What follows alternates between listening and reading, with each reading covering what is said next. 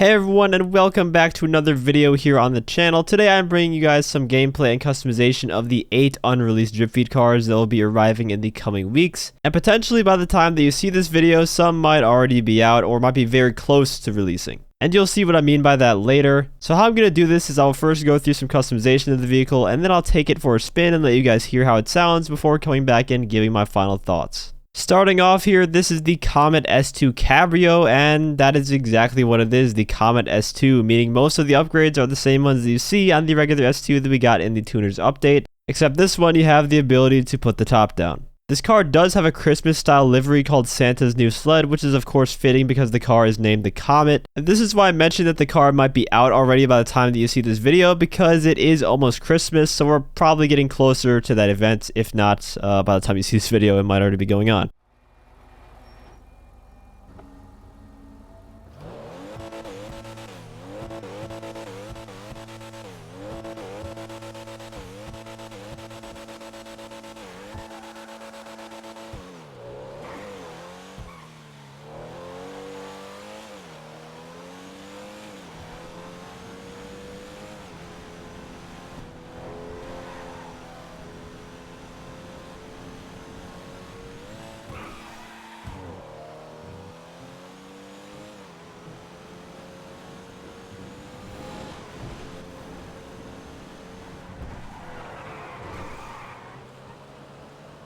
There's really not much to say about this car's performance. I mean, if you've driven the Comet S2, then you've driven this car. It feels exactly the same.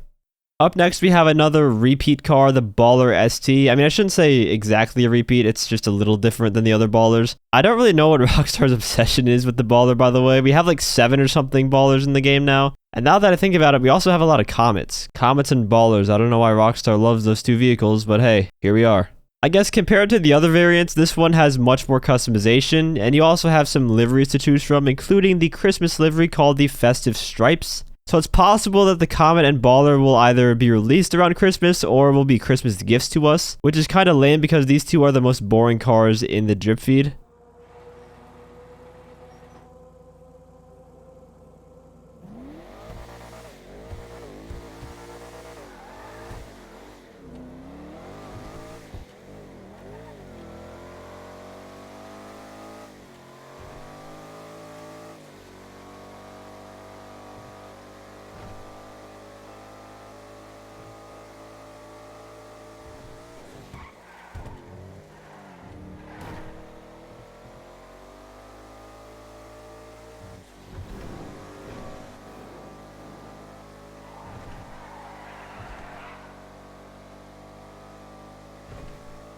Performance-wise, it feels faster than the other Baller variants. I would at least hope it is, considering this is the most expensive variant. I think it costs around 600,000 or something. But I'm not sure if it would be good enough to compete with some of the other top-tier SUVs. So yeah, it's overall just kind of a boring vehicle in my opinion.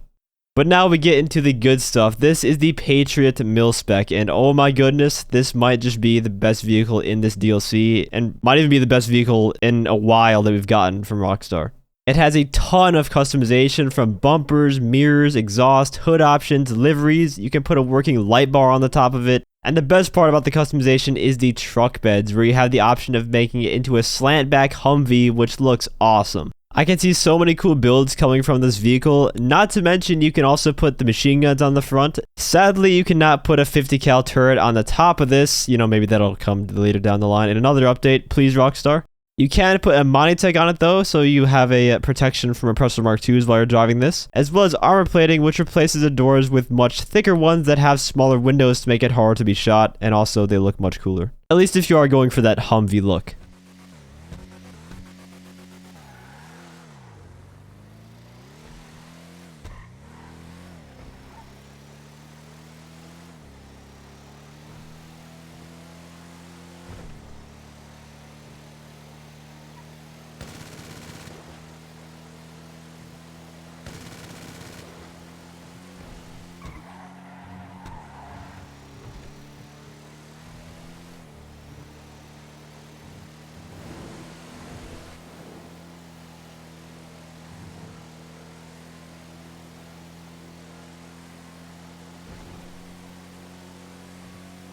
I'm not sure if this is going to be faster than the Night Shark is. It's really hard to tell if I'm being honest. It's something that we'll definitely have to test out when it does come out, which I hope is sooner rather than later because this vehicle is just awesome. I can't wait.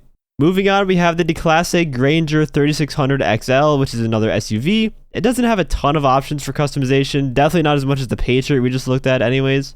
You can put some bull bars on the front and back, change the exhaust. What's interesting is that you can add a snorkel to this vehicle, so I wonder if it's going to actually function. Just like the Patriot, you can equip a working light bar on the roof, and it does indeed work when you turn on the headlights. It's also another Unlisted upgradable vehicle, which means you can equip slick mines, machine guns, armor plating, the whole 9 yards.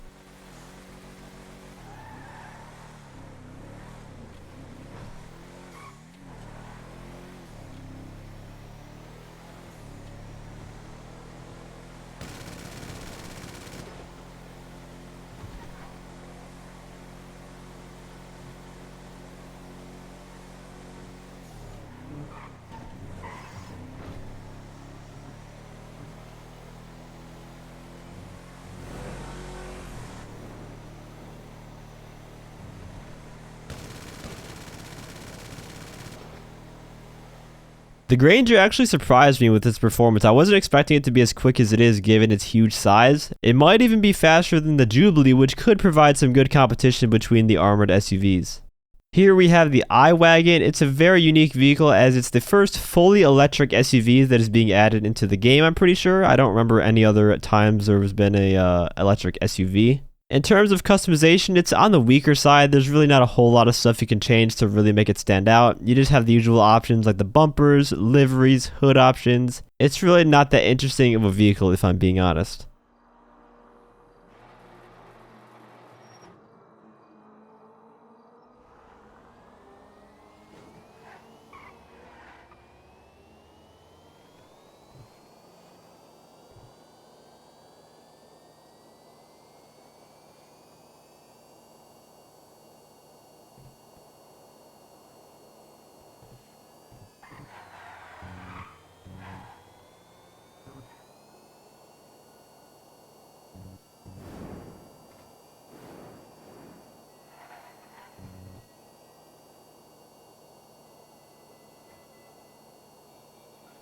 So yeah, it's definitely an electric vehicle. The top speed is horrible. It's something that I noticed right away. It might prove to be useful in races with a lot of turns because of the quick acceleration that SUVs are normally known for though. But I feel like electric vehicles aren't really that popular amongst the community at all. I would have much preferred a Cybertruck knockoff, just another meme vehicle. I just can't see this vehicle getting that much use.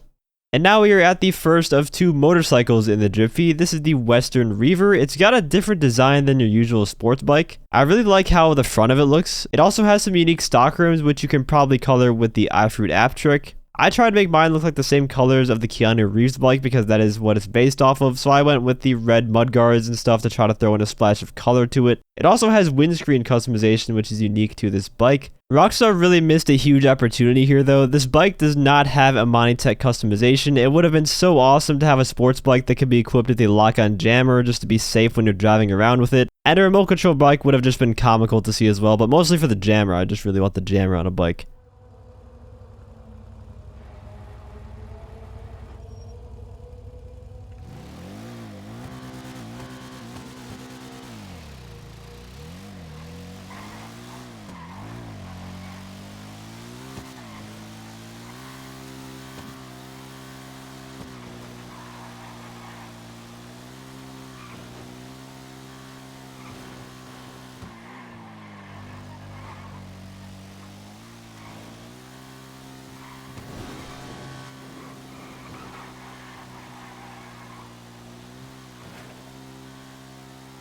I'm not sure if the Reaver will be able to compete with the best of the best in the bikes class. It might be decent though, just because it has that gargoyle speed glitch where if you wheelie you get tons of speed, which might help on the long straights. Also, I really like how this bike sounds. The other supercar in this update is up next, the overflawed Zeno. Very cool name. For a supercar, it's got alright customization from bumpers, exhaust. It does have some unique looking exhaust options, I will say. There's a lot of carbon options you can equip on the vehicle. I personally don't really like carbon on supercars that much. There are of course exceptions, but that's not the build that I was going for here. It's obviously got some liveries which aren't too crazy looking. I decided to go for the Speedline Racer one because I thought it looked the best out of all of them. Some of the spoilers look wild on this car too, but my favorite thing about this car are these stock rims. They change color depending on your secondary color, and it's actually only a few of the spokes that change color and the rest of it stays black, so you get this really cool look to it and it makes the car stand out so much.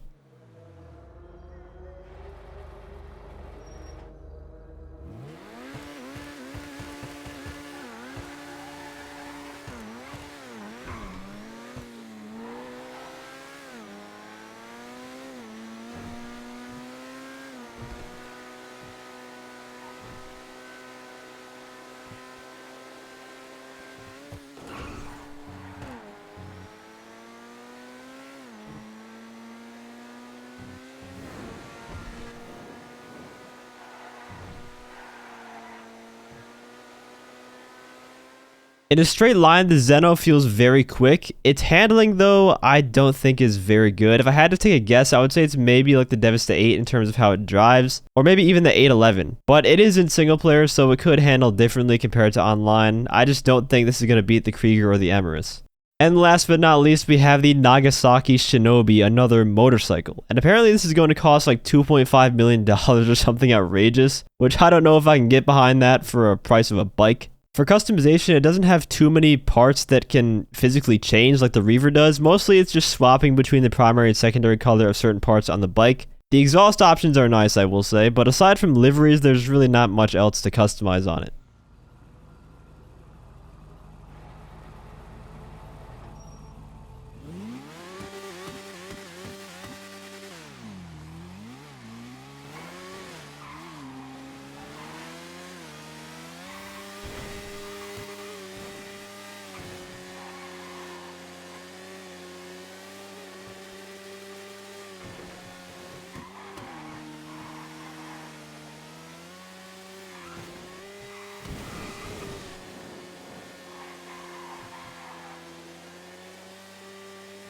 So don't take this as a fact or anything. This is just based off of my own experience with it, but I feel like this is going to be the new king of the motorcycles. It is damn quick. Just the way it accelerates out of turns, its ability to wheelie, its smooth handling, it feels great to drive all around. If only it had a Mindtech though. Man, I can't believe they missed that opportunity to put a Mindtech on a bike.